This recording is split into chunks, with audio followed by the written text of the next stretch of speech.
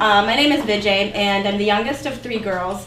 And my parents came to this country in 1970, and there's certain American traditions that they didn't believe in, like freedom.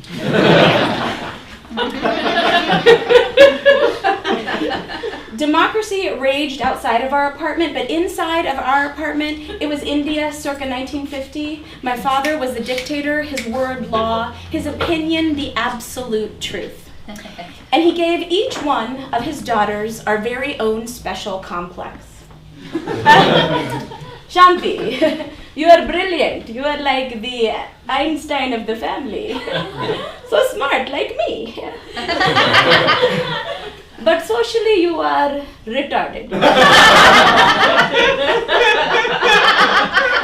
I guess not every genius can have charm. Hindu, you're the kindest, sweetest, most big-hearted girl. Oh, so sweet. But totally inept. I would not trust you to boil an egg. And Vijay, my pretty baby with the longest, shiniest, straightest black hair. Oh, so beautiful. But totally dumb. You will never be a brain surgeon, but maybe one day you'll marry one. My sisters and I were like Charlie's Angels with really low self-esteem. Now, I took my hair very seriously. First of all, we were forbidden from cutting our hair, all 3 of us. My mother was very, very specific about it. She was like, Indian men only want 3 things from Indian wife. 1, long, properly braided hair. 2, good curry. 3, I'll tell you after you get married. And my father simply said, if you cut your hair, I'll kill you. So I did take my hair seriously because I had the best hair in my entire family. Some might say that I had the best hair of all the Indians in Maryland. I knew I had the best hair of all the Indians in the universe. One day we took a trip when I was about 5 years old to one of the most sacred temples in South India called Tirupati. And during this long, winding car ride up the side of a mountain, my sister Indu says, gosh, Vijay, your hair is so long. I'm really gonna miss it. I had no idea what she was talking about until we pulled up to those temple gates, and out of those gates streamed hundreds of bald men, women, and children. Girl knows what I'm talking about. Okay, every true Hindu goes to this temple at least once in his or her life to shave her head in honor of Lord Vishnu, stripping himself of all vanity and pride in front of God. Now, my sisters were born in India, and they had done that before they came to America. But I had been born in America, and no sharp instrument had been near my head since birth. Once I figured out their plan, I did what any 5-year-old would do.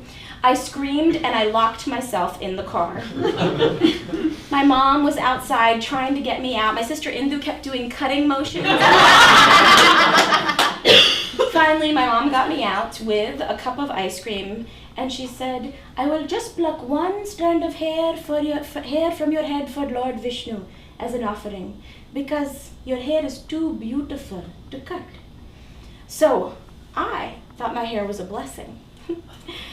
Divine, in fact, until I was the new kid in my all-white Jewish elementary school, and it was my first day of 3rd grade.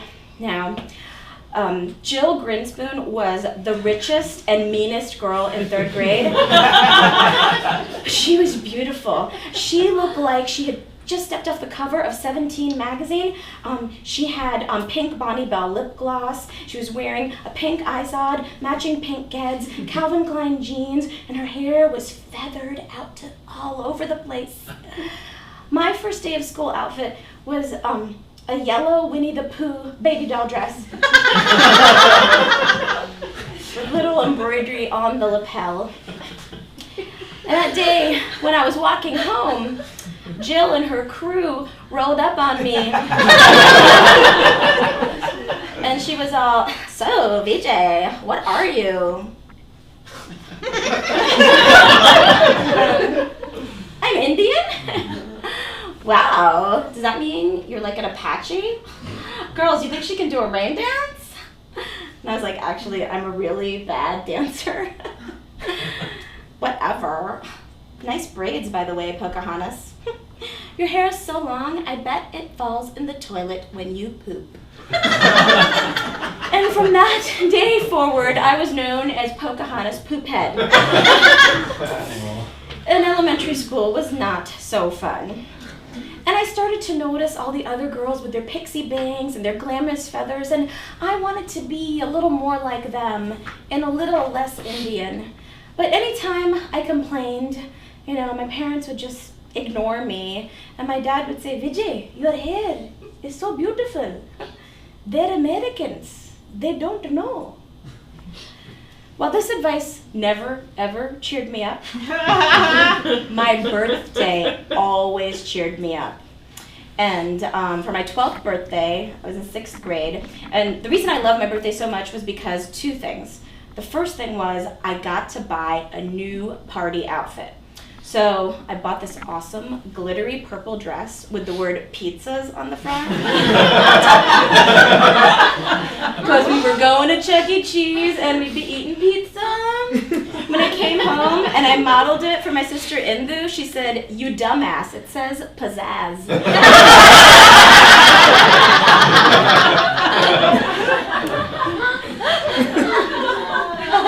The other reason I love my birthday was because it was the one day out of the year that my mom let me wear my hair any way I wanted to. So every other day I had to wear those 2 long Pocahontas braids, but today I got to wear my hair out, long and flowing. I was a pre-teen Indian goddess. I knew I looked hot. I had invited all the popular girls from my class except for Jill. I knew that they weren't my friends, but they would add a certain cachet to the event.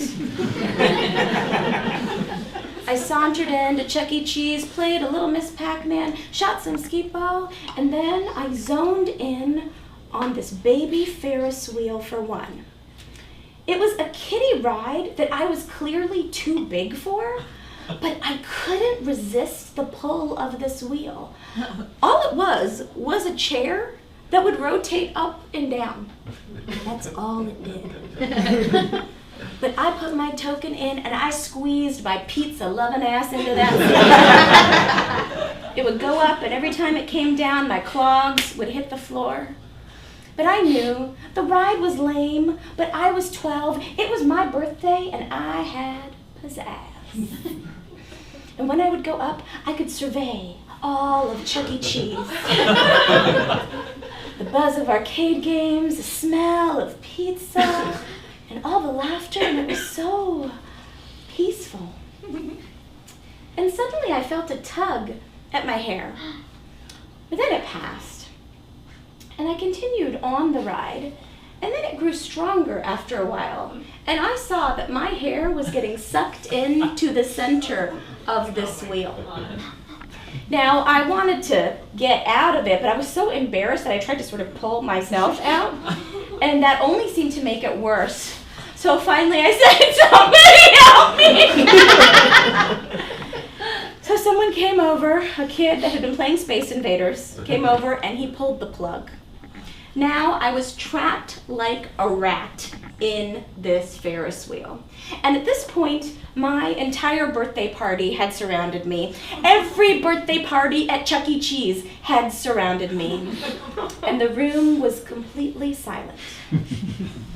Except for my mother.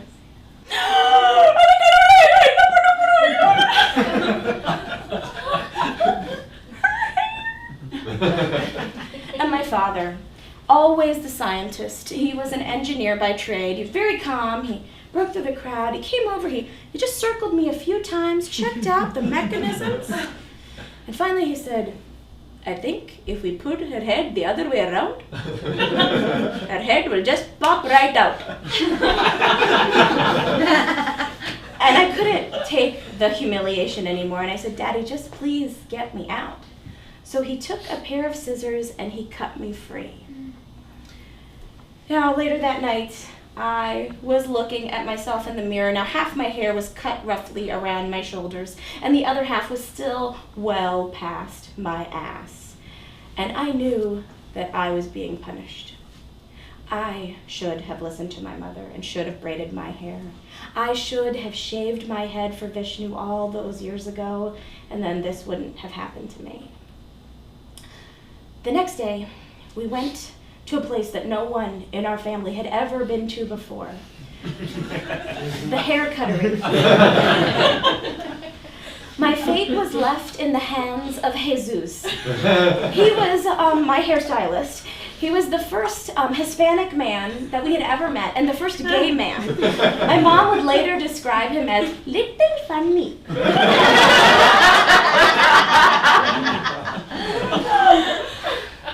So while he's surveying the damage that's been done to my hair, my mom comes up and she goes, "Excuse me, Jesus. Do you think you could preserve the length of her hair?" And I'm thinking, how the hell is he going to do that? Half of my hair is gone. But believe it or not, Jesus performed a miracle. And in the front, he gave me bangs and feathers, these giant Farrah Fawcett wings. And in the back, he left a long, velvety highway of hair. And through Jesus, I was born again.